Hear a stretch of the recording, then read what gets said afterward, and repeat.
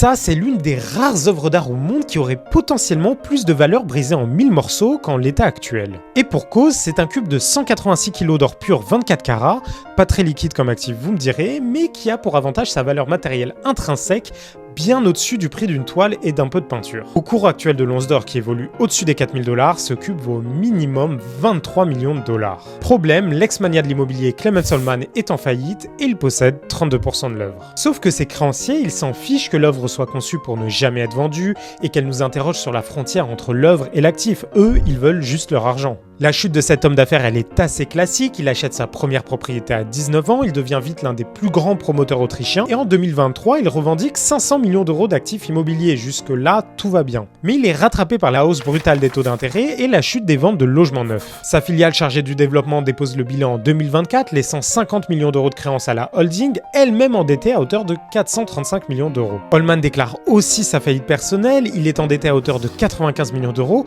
mais il promet un plan de remboursement à la centaine de créanciers. Pour ça, il faut tout bazarder jusqu'à sa participation de 32% dans ce fameux cube en or, ce qui devrait rapporter à ses créanciers au minimum 7,3 millions de dollars. Reste à voir pour les modalités, s'il vendra ses parts, si le cube entier devra être vendu ou s'il faudra le faire fondre pour récupérer l'argent.